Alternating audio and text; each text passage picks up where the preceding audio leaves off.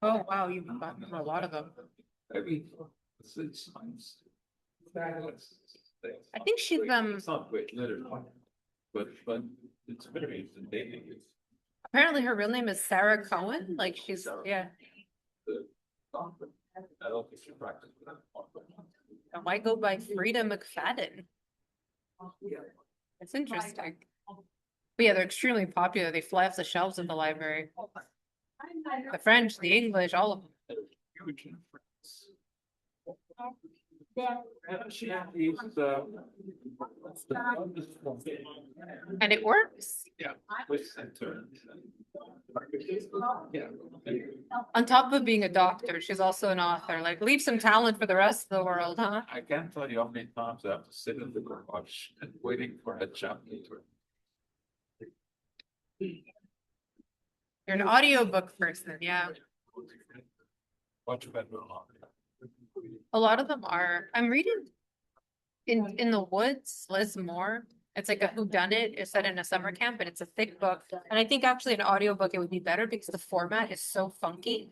Like the chapter will end, the characters go between different perspectives, but it'll be Alice, and then the next chapter again is Alice. Like, why is that not one chapter? No, I like it when you associate the voice to the character. Yes, if you have a good audio person, always a risk. When they get the author to do it, sometimes they get the author to do it, and it's. But that's a professional. Probably disappointing, but It could do it very well. And you can tell it to read it in the style of yeah. I mean, so I was trying to find mistakes that AI makes. And so I looked up, what do you know about, and I put in my husband's name. And it pulled up some information that was true. And then there was something about a podcast that I said, do you have a secret podcast? And he was like, no. And I looked it up, and it was a different person with the exact same name. But it's not a common name at all. But he also works in with film. No, but I went and found the guy's picture and everything. Like, he's a younger guy. He looks like my husband, kinda, like his glasses and dark hair. But it was crazy. I was like, oh, interesting. So it just merged the two people together. Well, I found some.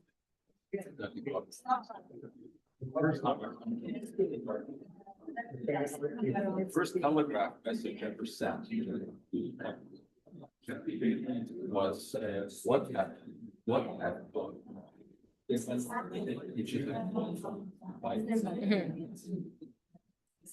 Somehow, there are people saying Oh, they've misquoted it to Shakespeare. AI Also thinks it's. So you would think that that's it should get because there are Correcting it, yeah. There's also apparently thou shalt not kill, thou shalt not murder. There's some sort of debate on how the English translation would have gone.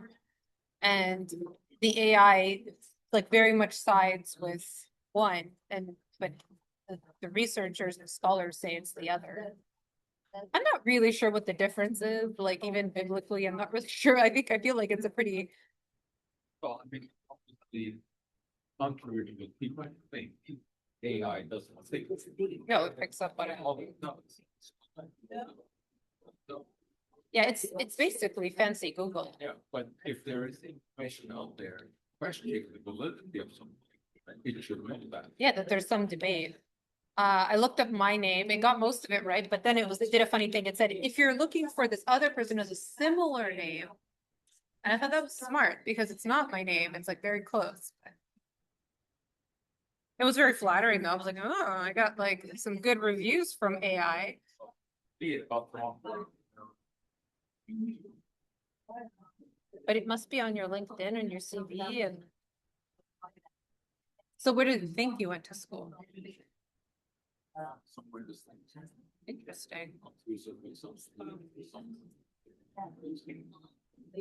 Yeah, I guess Schwartz is pretty common, but the spelling varies greatly. You got a lot of people with it.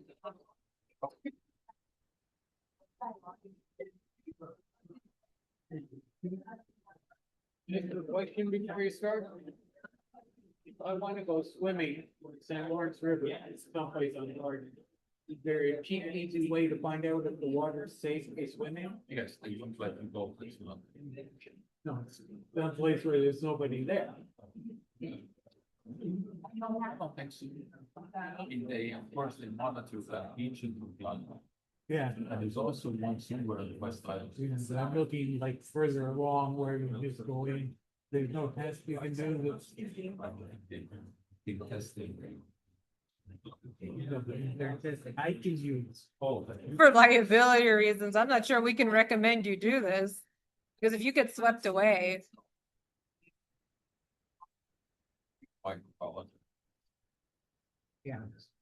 Microbiologist friends. Well, most of them actually realize what he's doing. Yeah, it's chlorine is. Yeah. you don't like the chlorine. That's what keeps it clean. Yeah, river, water flowing by. Sometimes, or it keeps it dirty, sometimes. Depends. Depends what's being dumped upstream. How long you talk?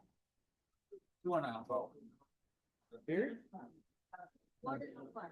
We'll have to leave early. No. What hours? All that ones. I think everybody at the council's parking spots. Oh, you're naughty. Served from 4 to 8. Wanting to swim where you can't take a counselor's spot? Naughty. All Right, 2 o'clock. Let's go. The mic is on.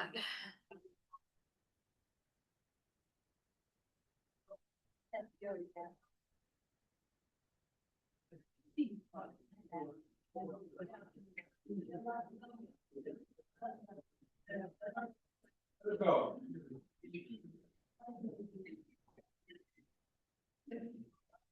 We are going to talk today about one of my, I guess, most of the era of the history. I'm not talking about the Victorian era. Now, by definition, of course, it is from the time that Victoria became queen, not the time that she was born. So the Victorian era is 1837 to 1901. And that's an era when you kind of put it into your mind. It's the era of hansom cabs and gas lights on the street. Gas lights. Well, you probably don't remember those.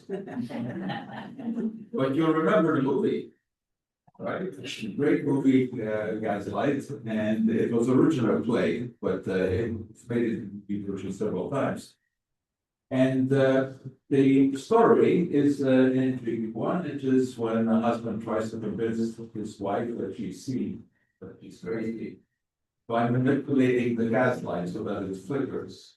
She sees it flickering, but he says, of course, it's not, and tries to convince her that she's crazy. But what was this gaslight all about, and why, why was the movie so called? Because in those days, there was no electricity. So lighting was by gas. Well, where did that gas come from? It was coal gas. When you take coal and you heat it to a high temperature, it will decompose and it releases a mixture of gases, and those are hydrogen, methane, and carbon monoxide, all of which are highly combustible. So they will burn. And you get a very nice sort of yellowish flame. There's a problem, of course, whenever you have gas light, because carbon monoxide, as you know, is highly toxic gas. So there is equipment that will remove the carbon monoxide before the rest of the gases funnel into the gas lights. So anyway, the 1800s was the era of the gas light, and London streets were lit by gas lights, and every night the lighter would come along with a long stick, would have to ignite the gas light. And believe it or not, there still are some in London today. For historical reasons, in Westminster, which is the downtown area of London, there is a series of gas lights. And today, just like in the 1800s, the gas lighter will come along every night and light the gas lamps. Of course, the 1800s also was the era of Sherlock Holmes. Another reason that I like that era.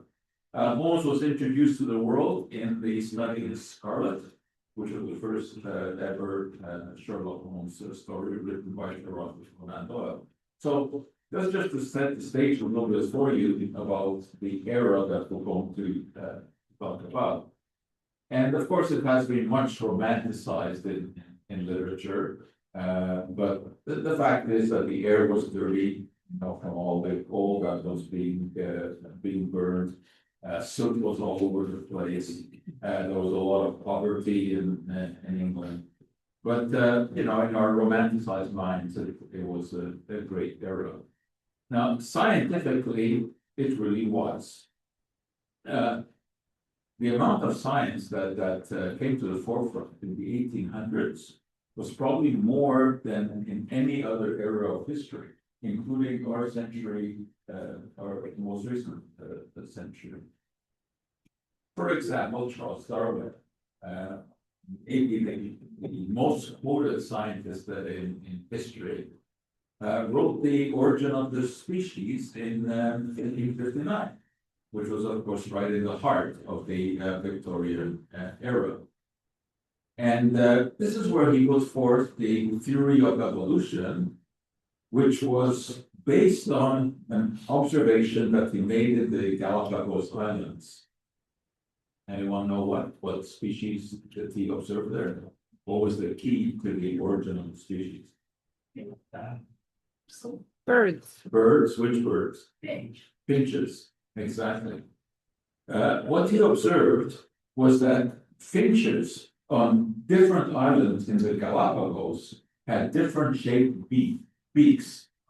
And that was because the food that was available on those islands was different. In some cases, it was nuts that they had to crack with their beaks.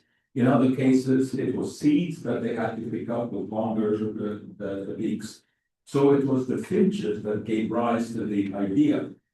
And evolution, of course, is based on the fact that if you have an advantageous characteristic, then that will be reproduced in your offspring, right? Because they are more likely to survive. So with the finches, the ones that had the right kind of beak were more likely to survive than the ones who couldn't eat properly, and therefore their offspring had the same kind of genetic benefit. So Darwin was, of course, one of the most famous scientists in the Victorian era. James Clerk Maxwell is not as well known, certainly outside the scientific community, as Darwin, and Darwin is known by everyone. But James Clerk Maxwell is probably the third most famous physicist in the history of the world. Who was the first? Newton.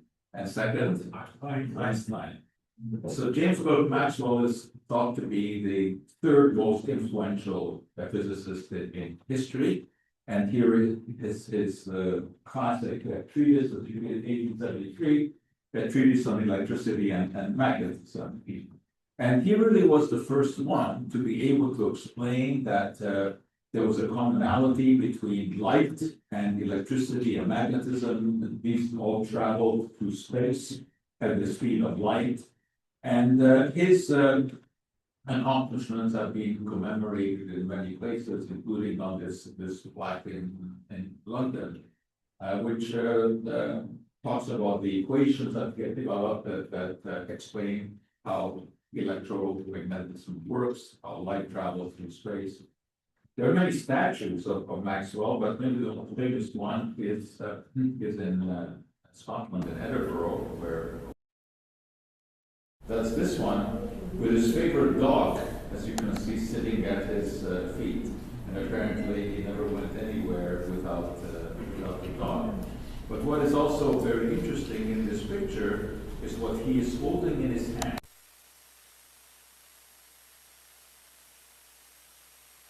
Wheel. And this was, of course, of great interest in those days to physicists, because they were all trying to figure out what different colors are. How come we see some colors, not others, etc. And he came up with the color wheel. And what is interesting about this wheel, which as you can see has segments that are blue and green and red, is that when you mix those colors together, by spinning that wheel, you see white light, as you can see on the right side here. So you give that wheel a good spin, and the colors mix together. We know today that white light is made up of all the different colors of the rainbow. If you mix together the right wavelengths, that is the red, the green, and the blue wavelengths, you get white light. And so he came up with this color wheel, which is very, very interesting. Now, of course, he was not the first to conjecture that white light is made of all different colors. That takes us back to Newton. And of course, Newton's classic experiment, where it's passing white light through a prism and seeing it divide into the different colors of the rainbow. But Maxwell did something else as well that isn't that well known.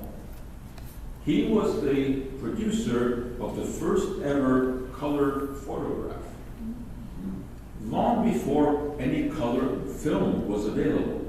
And this was really ingenious. He used 3 different colored filters, taking 3 different pictures of the same object, using the 3 different colored filters in front of the camera, black and white, the film camera. And when he projected this, using the same filters on the projector, it came out as a color photograph. Now, he was able to explain this in terms of physics of why this should be so.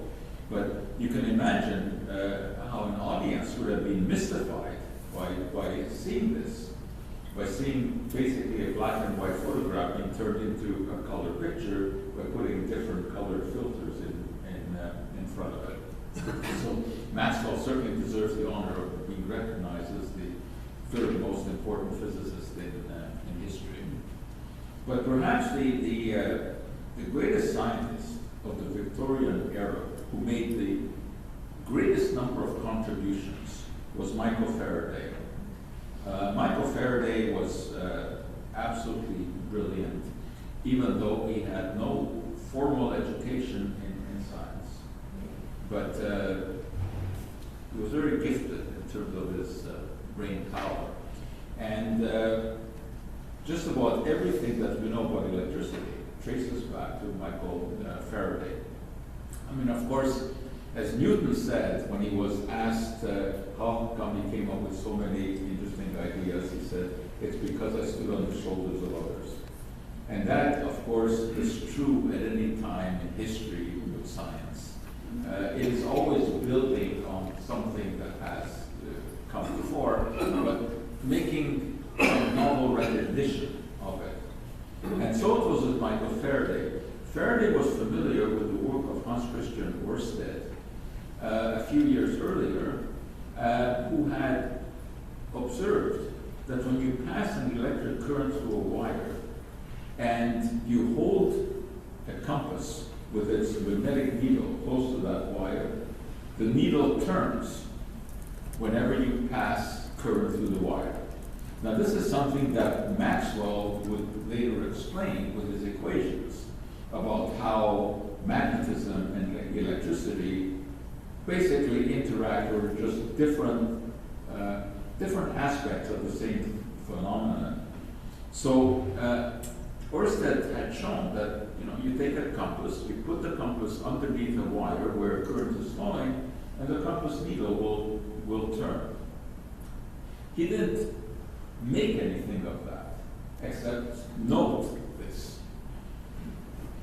In science, of course, what is important is not only to make an observation, which is critical, but also to know what to make of that observation, how to bring it to some sort of practical purpose. And that's what Michael Faraday was able to do. He said, well, all right, so you pass a current through a wire, it moves the needle on a compass, so what can you do with that?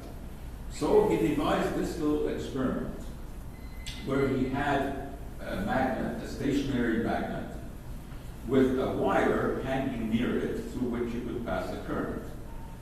And when he passed the current through that wire, the wire began to rotate around the magnet. Because like poles repel like poles. So when you were passing the current through the wire, it acted as a magnet and it was repelled by the stationary magnet. This was the beginning of something that we use every single day in our life many, many times. The electric motor. That is the principle of the electric motor. And to give you a better idea of how this works, well, here it is. Here's a very simple electric motor where you're going to rotate that fan. So what do you need? You need a magnet, and you see the large permanent magnet, the two metal poles, and in between them you have a wire through which you can send the current. When you send that current through the wire, one half of that wire is going to be attracted to one magnet, the other to the other, which means that it's going to rotate. And that's the basic principle of the electric motor. And whether you're looking at your garage door, or whether in your car when you are winding the window down, all of that works on exactly this same principle, all of which is traced back to Michael Faraday. But in those days, if you wanted electricity, the only way to get it was from a battery. Well, Faraday solved that problem as well, because he thought, gee, you know, if you can send a current through a wire and have it be surrounded by a magnet and have that wire turn, what about doing it the other way around? What if you were somehow able to use a magnet to generate a current in a wire?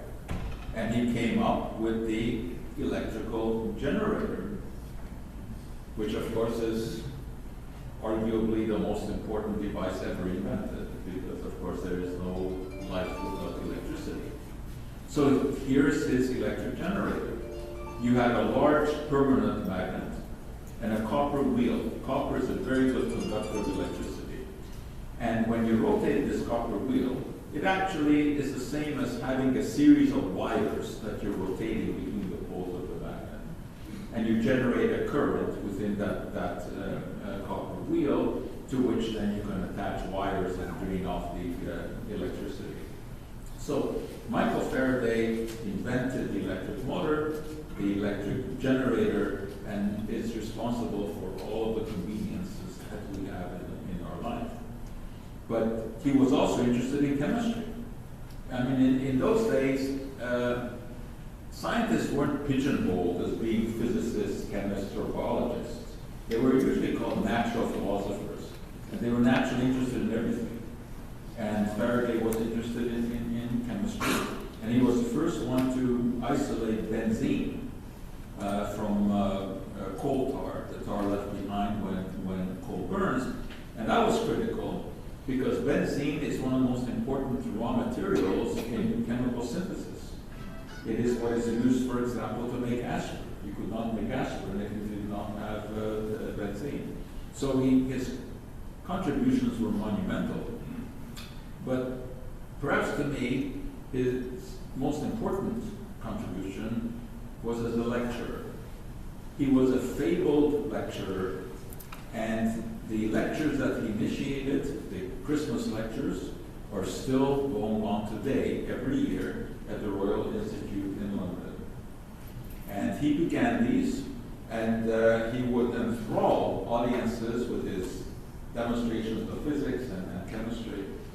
And every Friday night, when these lectures were held, the public would flock to the Royal Institute. And in fact, the traffic was so heavy, with all the carriages coming, that the street on which the Royal Institute is, Albemarle Street in London, was the first street in the world to be made one way in order to ease the traffic that was coming to hear Faraday's lectures. The Royal Institute is still there today. There it is. And the lectures are still presented, but the one that gets the most publicity is the Christmas lecture, and that is now transmitted live around the world. Millions of people watch it every Christmas. The Royal Institute has a large statue of Michael Faraday in the lobby. He's the one on the right. And the theater, the lecture room, in which he originally gave the lectures is still there, except it has been remodeled, the chairs have been redone, and there it is. And whenever you're there, when you visit there, you know that you are sort of in a holy place as far as science goes. And I had the chance to give a talk there, not in that room, unfortunately. They have another smaller room where I did that, but at least I had the chance to stand where Faraday stood in that lecture room. And to this day, he is remembered for being an absolutely remarkable public lecturer. He was, one of the first to communicate science properly to the public and to interest people in this new discipline. But the 1800s, so the Victorian era, was also the era of communication. This is when people were able to communicate for the first time at long distances. And that, of course, was with the introduction of the telegraph. However, before we get to that bit of history here, in terms of long-distance communication, well, obviously the first long-distance communication was just yelling, but that has limitations. The Chinese used the first technology of communication to long distances. Anyone know what that was? The towers? Towers with what on them? Signals. No, that came later. No. They use smoke. On the Great Wall of China, there are towers at points along the Great Wall. And when there was an attack at some point, they would put a fire on top, and that would be seen by the next one. They would put a fire, etc. That's how the message was sent. The Greeks, it was running. When the original marathoner had to convey the message after the Battle of Marathon to Athens, he had to run. And the distance was 26 miles, which of course is the same distance that marathoners cover today. In ancient times, pigeons, homing pigeons, were also used to transmit messages. In fact, that carried on throughout history. Believe it or not, even during the First World War, messages were carried by carrier pigeons. In North America, the natives replicated the Chinese, and they also communicated by means of smoke, the smoke signals. And of course, if you watched any westerns on TV or in the movies, you've seen the communication with smoke signals. But more sophisticated was the invention of the semaphore, introduced by Claude Schaap in 1792. And this, as you suggested, was by having a mechanical signaling system. So on top of a tower, you would have this contraption where the arms could be twisted into different shapes. And this was controlled by levers and gears from below. And by turning the gears properly, you could set those arms into all of these different shapes, each of which represented a different letter. So you would have someone in a tower further away who would use a telescope to look at a signal. And once that signal was interpreted, it would be sent on to the next tower. So when you had a whole sequence of towers here, now obviously they would have to be in line of sight, but they could be quite far because you look with a telescope. So this was the semaphore system, and it was an effective way to communicate over long distances. And there's a statue commemorating this, a statue of Schwarcz in Paris. And there it is, and as you can see very clearly, you can see the semaphore. And believe it or not, some of those original towers still exist today, like this one in France. And of course, they become tourist attractions. But this dates back to the 1800s, and it was very effective. The Navy also capitalized on this, and ships at sea would signal each other by having a sailor flash flags, same way, by maneuvering the arms, and having someone view through a telescope the other ship, and you would, communicate. And there are the signals. So each signal would represent a different letter. The person giving the signals would have a lot of exercise doing this. When you have to spell out all of this by your different arm movements. But that's what it was like in the early 1800s. That's how you transmitted messages. Of course, the Victorian era was also the age of electricity, introduction of electricity. Now that started before the Victorians. It started in 1799 with Alessandro Volta in Italy, who invented the battery. A series of alternating metal plates connected with moistened paper, and that current would run through these. And it was that kind of battery that Ørsted used in the experiment that I told you before, where you could make the needle of a compass turn. Well, that, interesting enough, was the key to the development of the telegraph. Because if you could take a needle and hold a wire above it and put a current through that wire to turn the needle, well, why couldn't you do that at a distance? Because that wire could be made very long. So you could have the needle far away, have a long wire, and you send a current through the wire, it would turn the needle. That, believe it or not, was the birth of the telegraph. Because all you needed was a power source, electrical generator or battery, connected to a long wire, and it could be very long. And at the end of that wire, you would have a compass needle, and when you send a current through that wire, the needle will turn.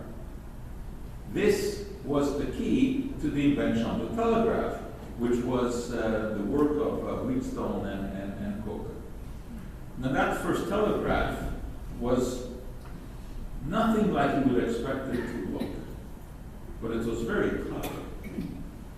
Here's the receiver. What you see there are 5 needles, and you see a series of letters on the background. Each of those needles will be connected to a wire, which of course could be a long distance away.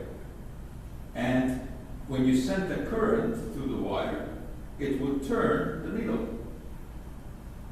So you could point at different letters. And with the 5 needles, you could basically cover almost the whole alphabet, as you can see on the background there.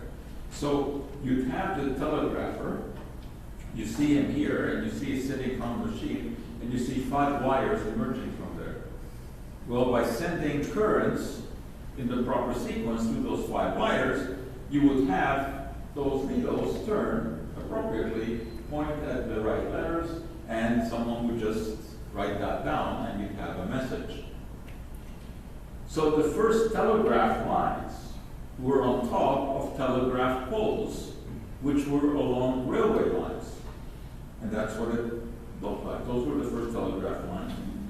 Each pole had to support 5 wires because there were 5 needles that had to be turned.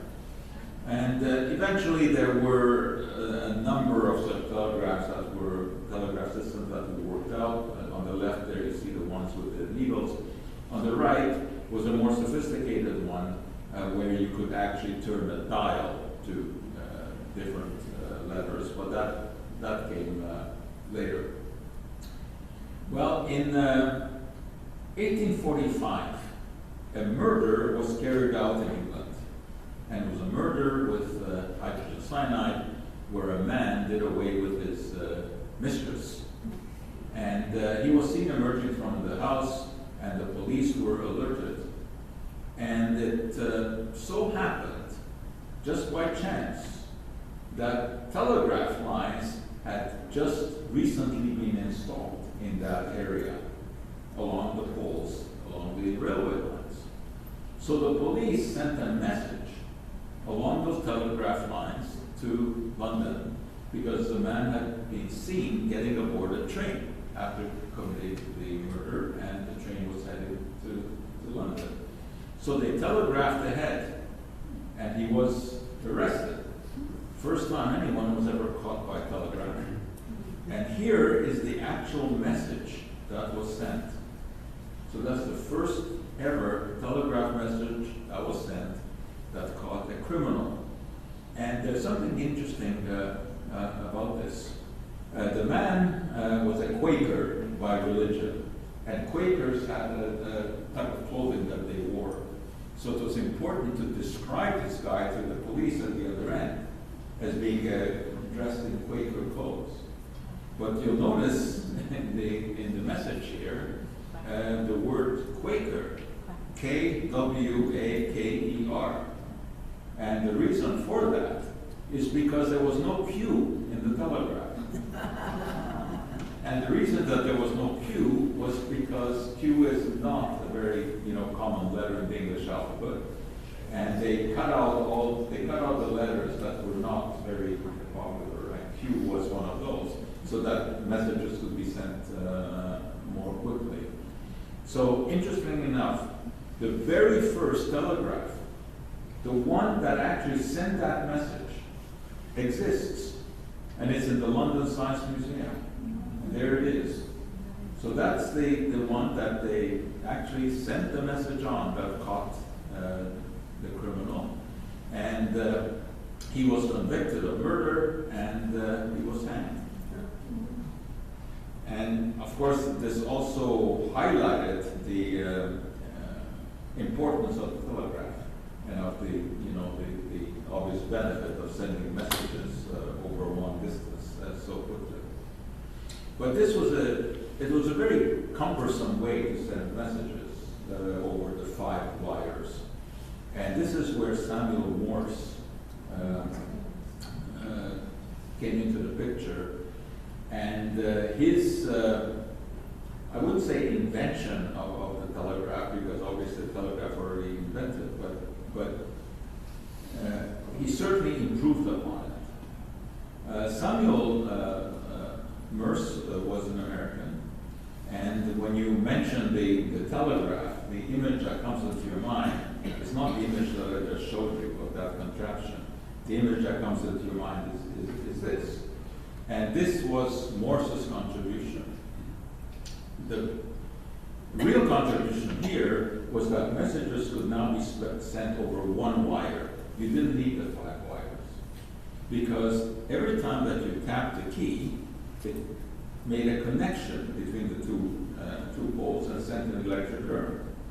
If you held the key down longer, of course the current would flow for a longer time. If you just tapped it, it was very quick. So his contribution was to devise a system of dots and dashes and spaces to represent the letters. And a good telegrapher could very quickly, essentially type out such a message. And at the other end, every time that a letter came by the appropriate dots and dashes, a needle would puncture a piece of paper tape, and you would have the dots and dashes along this tape, and that was the way that you would read the Morse code, as it came to be called. So there is the Morse code, and you can see each letter was signified by a unique system of dots, dashes, and spaces. And good telegraphers could do this very, very quickly.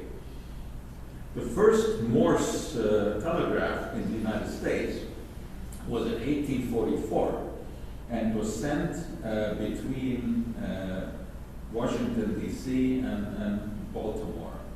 And that's commemorated by the plaque here. And the very first message was, "What hath God wrought?" Which sounds ominous. I mean, you would not think that this would be an appropriate message to send on something that would turn out to be so beneficial, right? I mean, this seems like a negative thing. But there's a story behind that. The year before this, Morse had lobbied the U.S. government for money. He needed money to build this experimental telegraph. And he was asking Congress for $30,000. Those days, that was a lot of money.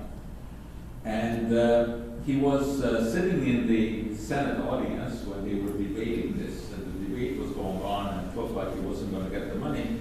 And he left, and he went home, went to bed. The next morning, a young girl came running to him to tell him that, in fact, at the end of the night, he had voted and he was gotten the money. And she was the daughter of a good friend of his. And he was so overjoyed with this that he told her that whenever the wire was finished, for which he now had the money, she would have the chance of saying what that first message would be.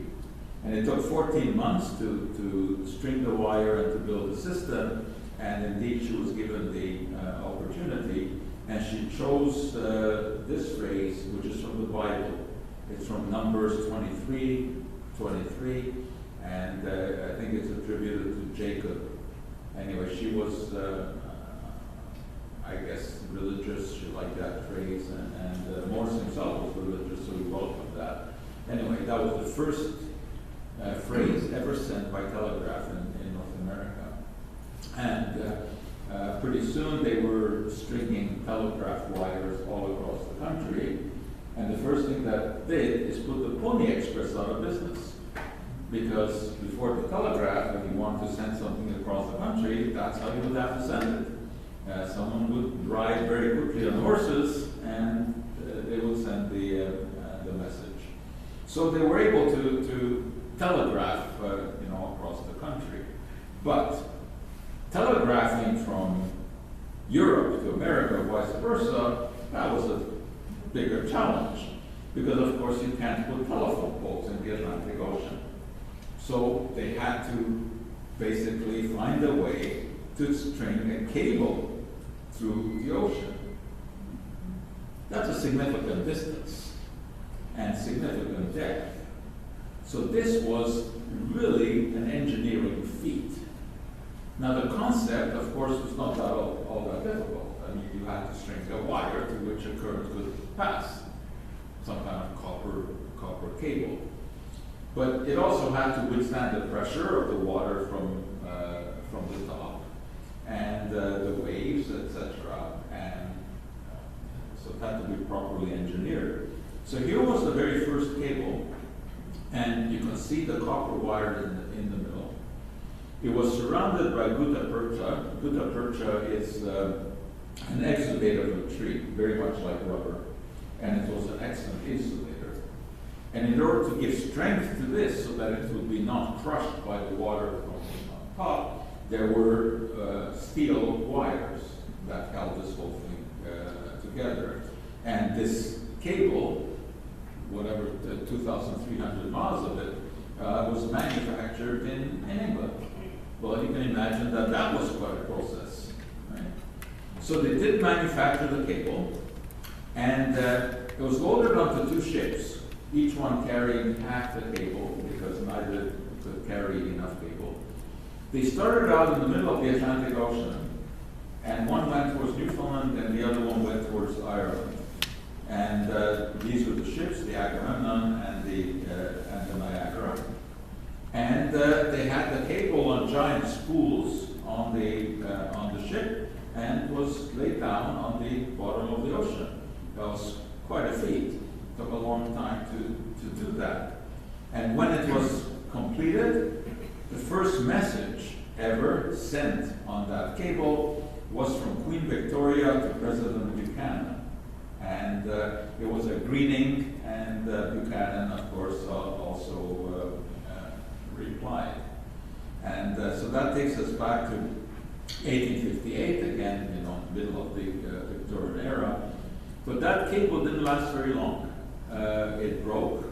It also was not insulated properly, so they had to try again.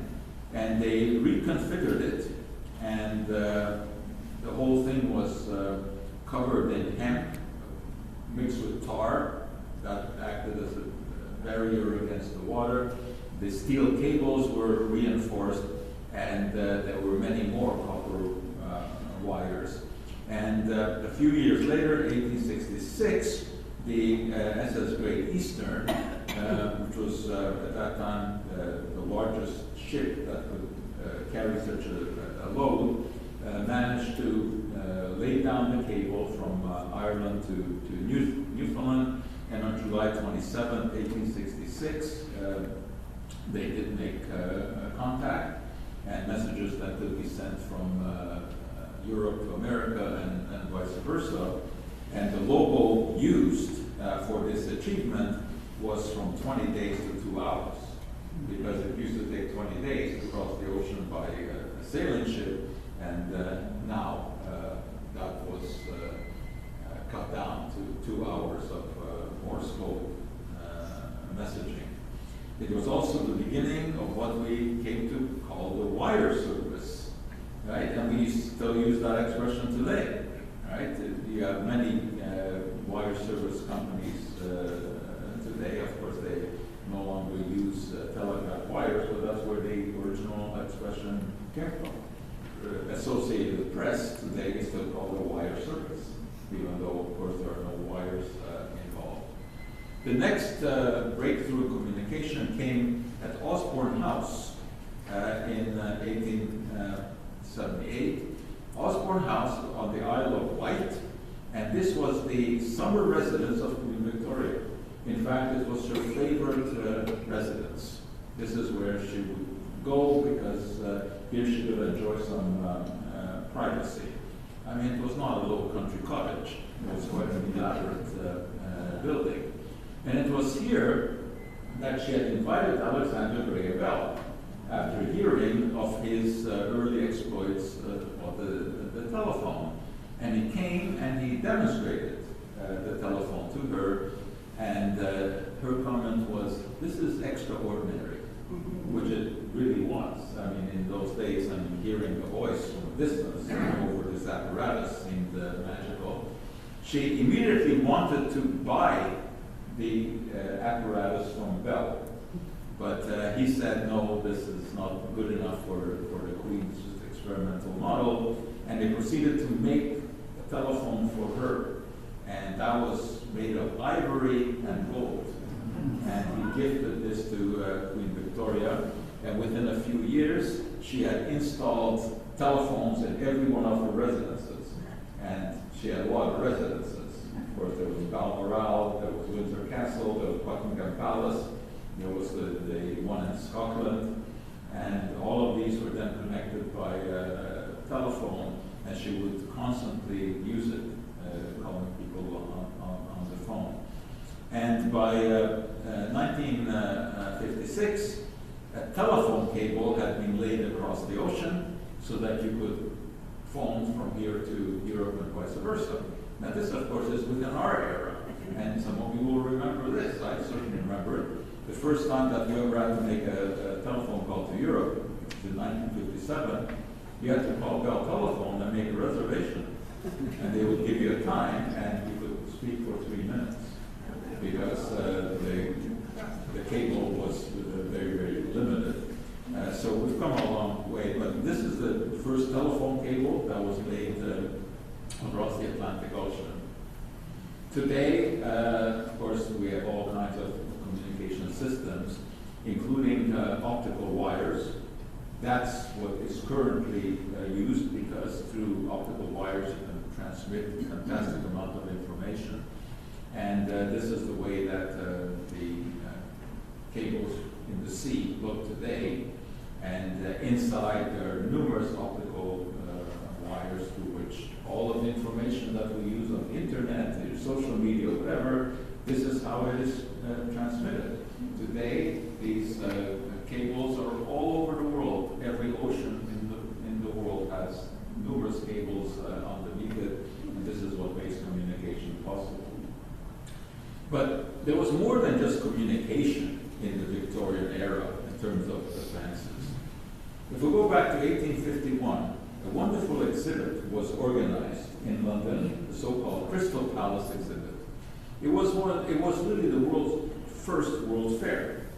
The building itself was phenomenal because it was all made of glass and steel. It was the most glass that had ever been made in history up to that time. And inside were exhibits from Britain and from other countries to show what industry had to offer.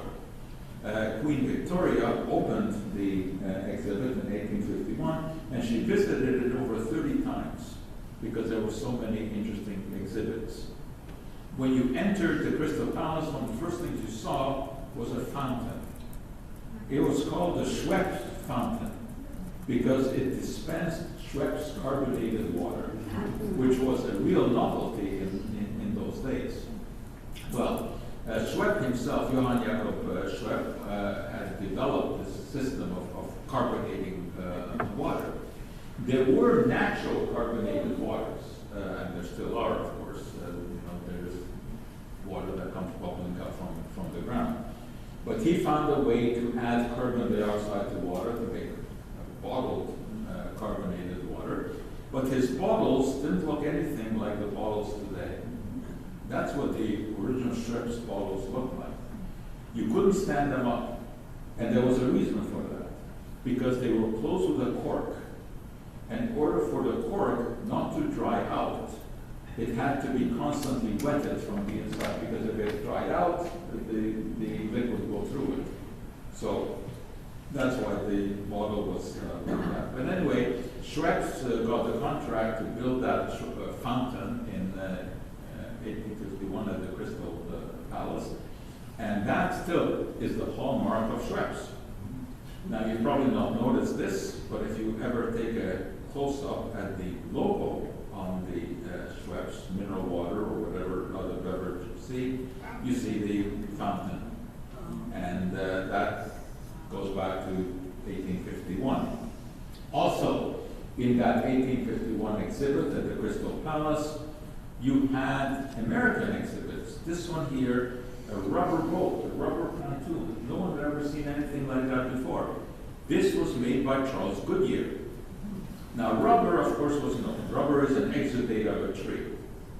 But rubber is very soft and pliable. It's not very practical. In hot weather, it melts. And Goodyear had found a way to cure rubber to make it much more usable. He had found, accidentally, by spilling some rubber on a stove he had been experimenting with, and he had also spilled some sulfur on that stove, and when the sulfur reacted with the rubber, it changed its properties totally. You could stretch it, and it would bounce back to its original shape, and he patented this. And there's the original Goodyear patent. So in 1851, he brought to London his products, so-called vulcanized rubber products, named after Vulcan, the Roman god of fire, because fire had united the sulfur and his rubber. And the public was amazed at the things that were made of rubber. And these were some of the items that were displayed in 1851 at the Crystal Palace. Today, we still use vulcanized rubber. Perhaps the most famous product of vulcanized rubber today is the hockey puck, which has been made of vulcanized rubber ever since hockey was played. And that hasn't changed. The sticks, of course, has changed. When I used to play 60 years ago, we bought a wooden stick for $1.25. Now my grandchildren play with $250 sticks. They play better. Anyway, the Crystal Palace exhibit was really the brainchild of Prince Albert. Prince Albert, of course, was Queen Victoria's husband. He was a great promoter of science. She was absolutely devastated when he died. And for the rest of her life, she mourned and wore only black. For 40 odd years, Queen Victoria wore only black. But anyway, Prince Albert not only organized the Crystal Palace exhibit, he was also instrumental in organizing the Royal College of Chemistry in England. This was the first institution that specifically was designed to make use of new ideas and new developments in chemistry. And he had invited Professor August Wilhelm Hoffmann, one of the leading German chemists, to come over and lead this institute. Hoffmann had worked under Justus von Liebig, perhaps the best known German chemist at that time.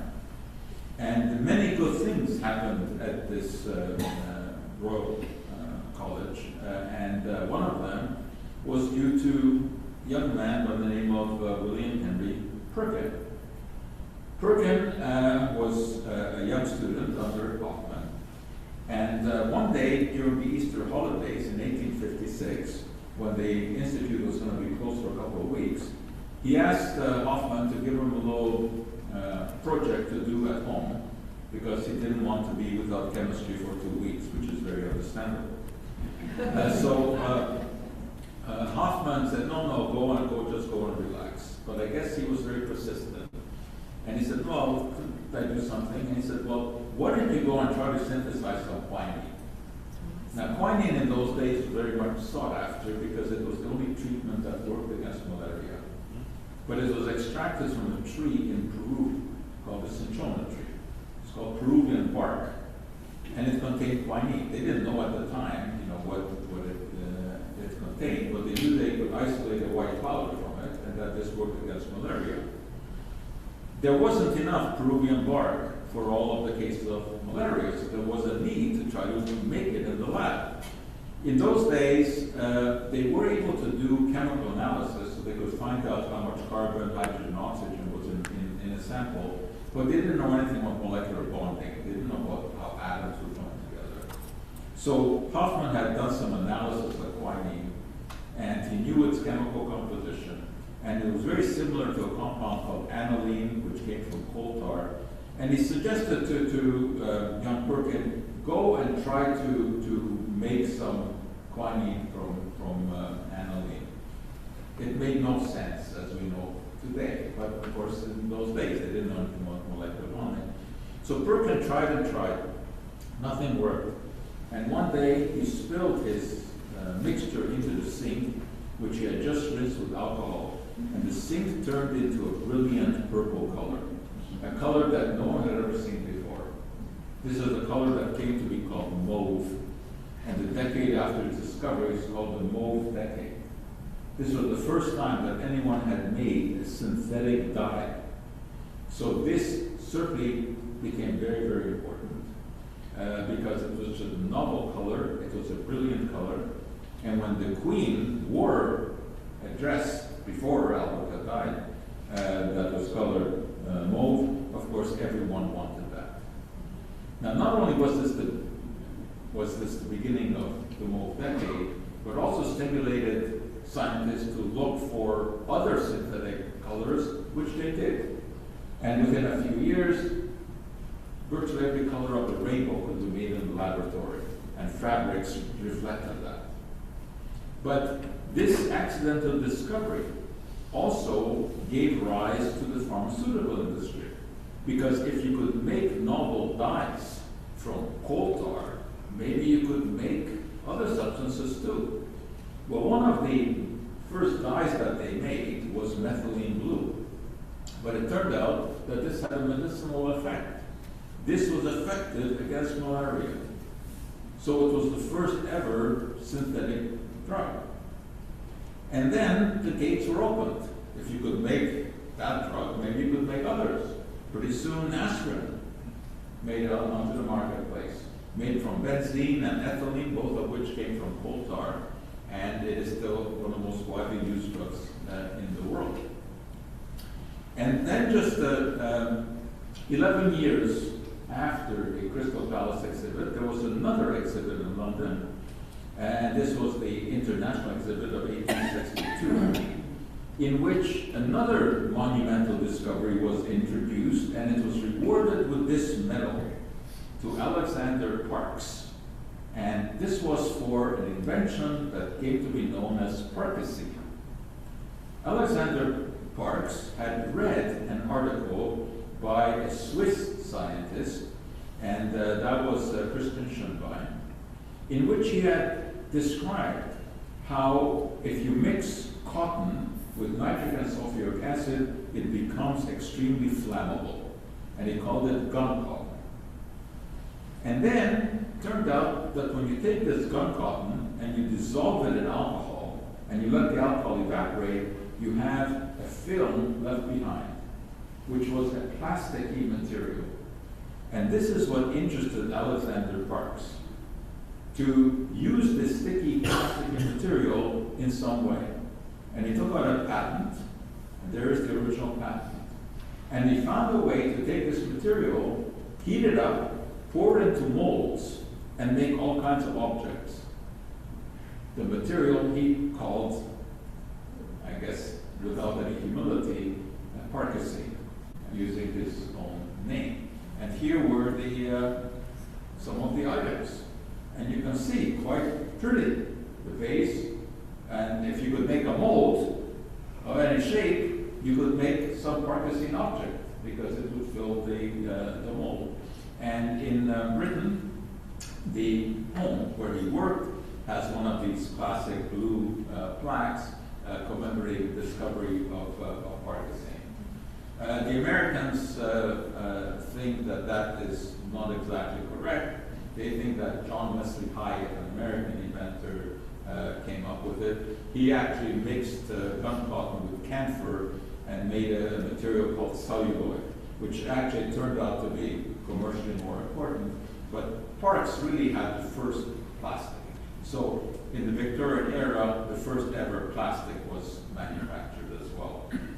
But just to finish off here, there was another dramatic development in that era. And that was a change in magic, in stage performances. Before the Victorian era, magicians usually were street performers, where they would do the classic cups and balls and sleight of hand tricks. And these guys were not highly thought of. As you can see by this painting here, where the magician is performing, but his assistant is stealing the money from the pocket of the onlooker. So they were street performers, and if not street performers, if they performed on the stage, they would perform in robes, like a wizard, pretending to have real magical properties. Well, all that changed with Jean-Eugène Robert Houdin, a French magician who took magic in a completely different direction. He didn't perform in wizard garb, he performed in evening clothes, dressed as an elegant gentleman. And he opened his own theater, the Théâtre Robert Houdin in Paris. And people, of course, flocked there because they were amazed at this new form of entertainment, which was really quite scientific, because Houdin designed his illusions based on scientific principles. His classic was this.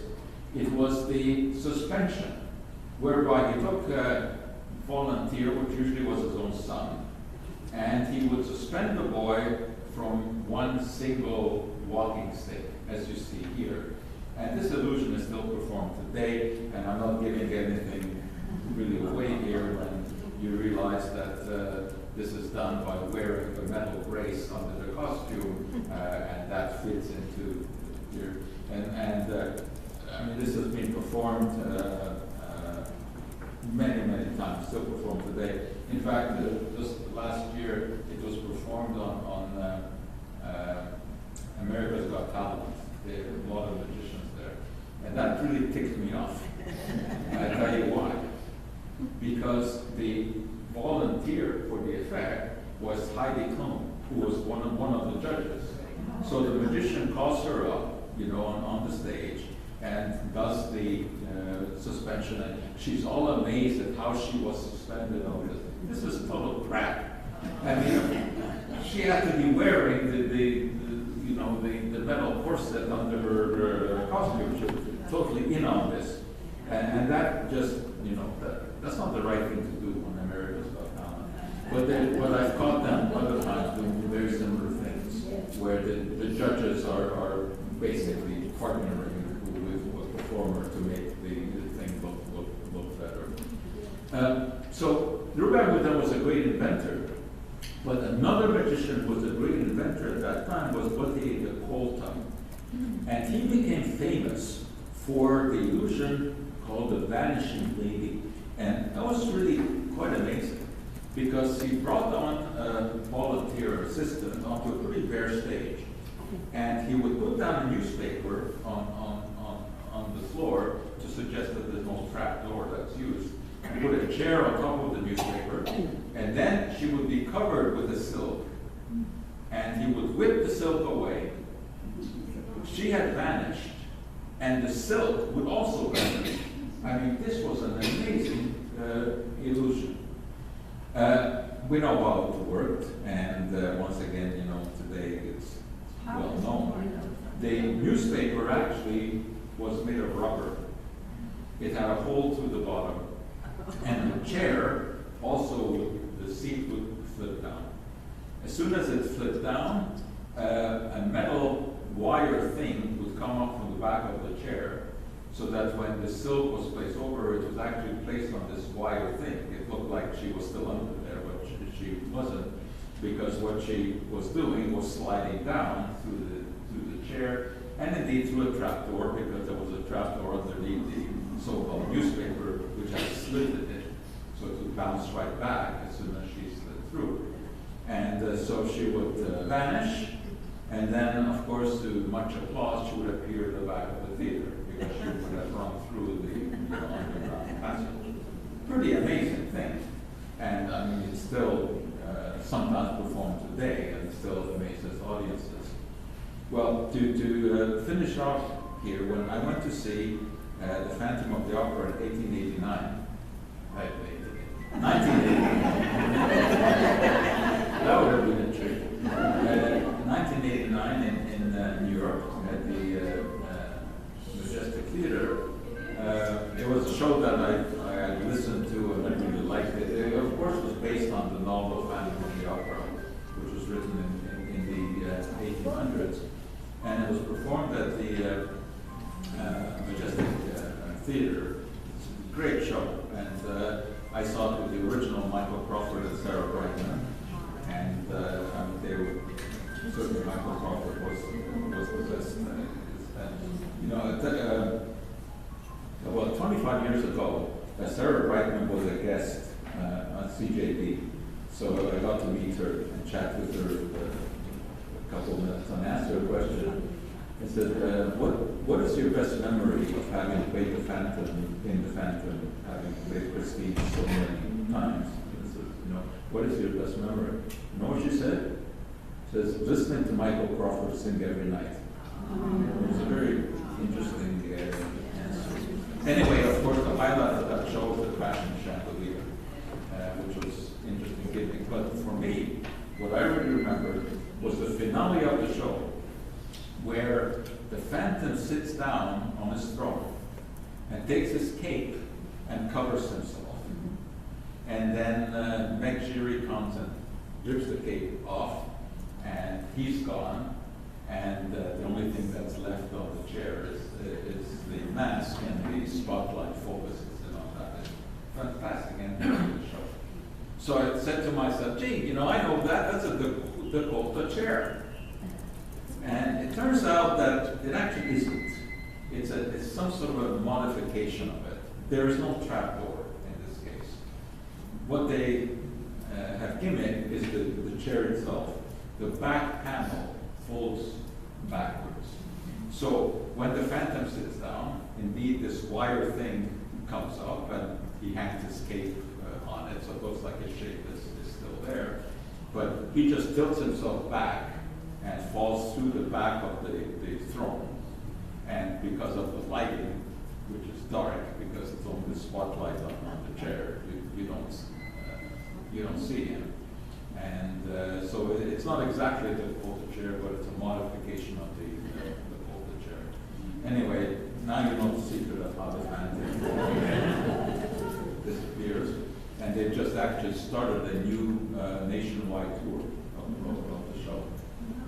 It ran on Broadway for 35 years. It was the longest running show on Broadway. So anyway, that too takes us back to the Victorian era, because of course the original work, the Phantom of the Opera, the book itself, was written in the 1800s. So anyway, now I think you have some idea why this was such an interesting era, so many different ways, in terms of communication, in terms of science, even in showmanship. That's our story for today.